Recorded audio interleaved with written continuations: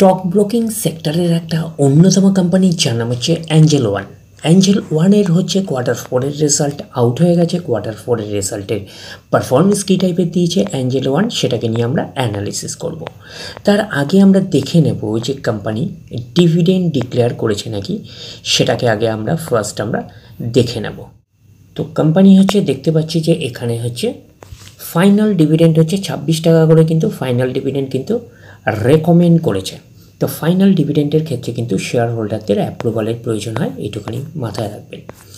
এইবারে আমরা চলে যাচ্ছি কোম্পানিটার হচ্ছে কোয়ার্টার 4-এর রেজাল্টে।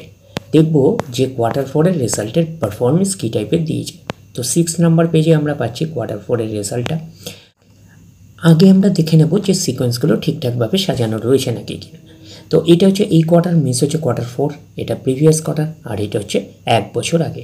তাহলে সিকোয়েন্সগুলো ঠিকঠাকভাবে সাজানো রয়েছে, আমরা একটুখানি বলতেই পারি। এইবারে আমরা দেখে নেব যে অ্যামাউন্টগুলো কিসে দিয়েছে। অ্যামাউন্টগুলো হচ্ছে মিলিয়ন্সে দিয়েছে অ্যামাউন্টগুলো। এইবারে আমরা চলে যাব টোটাল ইনকামে। তো টোটাল ইনকামে যাওয়ার আগে আমরা কি করব, একটু লার্জ করে নিয়ে অ্যাডজাস্ট করে নেব, তাহলে আপনাদের কাছে ব্যাপারটা আরও ভিজিবল হবে।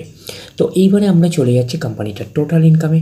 এই কোয়ার্টার মিস হচ্ছে কোয়ার্টার 4-এ কত আছে, 10,578। প্রিভিয়াস কোয়ার্টারে ছিল 12,637। 1 বছর আগে ছিল 13,585। তাহলে 1 বছর আগের 13,585টা এখন কত হয়ে গেছে, 10,578। তাহলে আমরা বলবো ইয়ার অন ইয়ার বেসিস কিন্তু ডাউন পারফরমেন্স করেছে টোটাল ইনকামে। প্রিভিয়াস কোয়ার্টারে ছিল কত, 12,637, সেটা হয়ে গেল এই কোয়ার্টার, মিস হচ্ছে কোয়ার্টার 4-এ হয়ে গেল 10,578। তাহলে আমরা বলবো কোয়ার্টার অন কোয়ার্টার বেসিসও কিন্তু ডাউন পারফরমেন্স করেছে টোটাল ইনকামে। তো ন্যাচারাল ব্যাপার, আমরা জানি যে ইনকাম করতে গেলে কোম্পানিকে এক্সপেন্সেস করতেই হবে। তো এখন দেখার বিষয় কোম্পানিটা ইনকাম করতে গিয়ে কতটা এক্সপেন্সেস করেছে। তো আমরা চলে আসলাম টোটাল এক্সপেন্সেসে। এই কোয়ার্টার মিস হচ্ছে কোয়ার্টার 4-এ 8,221। প্রিভিয়াস কোয়ার্টারে ছিল 8,764। 1 বছর আগে ছিল 8,997। তাহলে 1 বছর আগের 8,997টা এখন কত হয়ে গেছে, 8,221। তাহলে আমরা বলবো ইয়ার অন ইয়ার বেসিস কিন্তু ডাউন পারফরমেন্স করেছে টোটাল এক্সপেন্সেসে। প্রিভিয়াস কোয়ার্টারে ছিল কত, 8,764, সেটা হয়ে গেল এই কোয়ার্টার, মিস হচ্ছে কোয়ার্টার 4-এ হয়ে গেল 8,221। তাহলে আমরা বলবো কোয়ার্টার অন কোয়ার্টার বেসিসও কিন্তু ডাউন পারফরমেন্স করেছে টোটাল এক্সপেন্সেসে। এইবারে আমরা বের করবো হচ্ছে অপারেটিং প্রফিট। টোটাল ইনকাম থেকে টোটাল এক্সপেন্সেস আমরা বাদ দেবো। বাদ দিলে যেটা পড়ে থাকবে সেটা হচ্ছে অপারেটিং প্রফিট। টোটাল ইনকাম পেয়ে গেছি, টোটাল এক্সপেন্সেস পেয়ে গেছি, টোটাল ইনকাম থেকে টোটাল এক্সপেন্সেস বাদ দিলে পড়ে থাকছে অপারেটিং প্রফিট। অর্থাৎ আপনারা বলতে পারেন প্রফিট বিফোর ট্যাক্স, এটাকেই আমরা অপারেটিং প্রফিট বলতে পারি। এই কোয়ার্টার মিস হচ্ছে কোয়ার্টার 4-এ 2357। প্রিভিয়াস কোয়ার্টারে ছিল 3873 এবং 1 বছর আগে ছিল 4587। তাহলে 1 বছর আগের 4587টা এখন কত হয়ে গেছে, 2357। তাহলে আমরা বলবো ইয়ার অন ইয়ার বেসিস কিন্তু ডাউন পারফরমেন্স করেছে অপারেটিং প্রফিটে। প্রিভিয়াস কোয়ার্টারে ছিল কত, 3873, সেটা হয়ে গেল এই কোয়ার্টার, মিস হচ্ছে কোয়ার্টার 4-এ হয়ে গেল কত, 2357।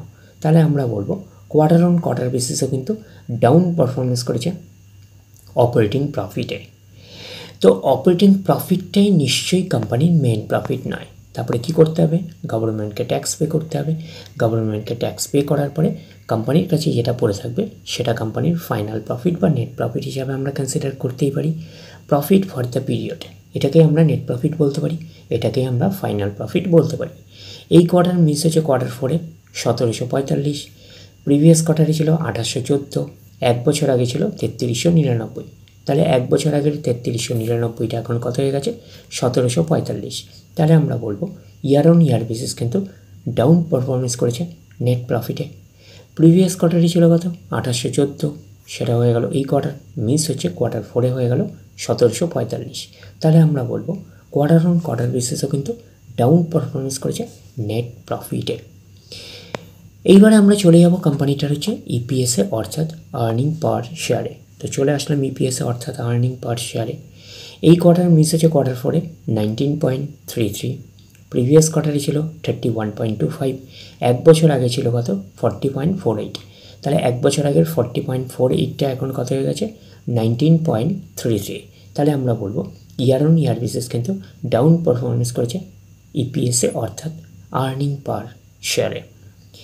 প্রিভিয়াস কোয়ার্টারই ছিল কত 31.25, সেটা হয়ে গেল এই কোয়ার্টার, মিস হচ্ছে কোয়ার্টার 4-এ হয়ে গেল 19.33। তাহলে আমরা বলবো কোয়ার্টার অন কোয়ার্টার বেসিসে কিন্তু ডাউন পারফরমেন্স করেছে ইপিএসে অর্থাৎ আর্নিং পার শেয়ারে। তো ন্যাচারাল ব্যাপার আমরা জানি যে নেট প্রফিটের রিফ্লেকশানটা ইপিএসে পাই, তো নেট প্রফিটের রিফ্লেকশানটা আমরা ইপিএসে পেয়েছি। তো নেট প্রফিটে আমরা কি পেয়েছিলাম, নেট প্রফিটে পেয়েছিলাম ইয়ার অন ইয়ার বেসিস এবং কোয়ার্টার অন কোয়ার্টার বেসিস, দুটোতেই কিন্তু ডাউন পারফরমেন্স করেছে আমরা বলতে পারি।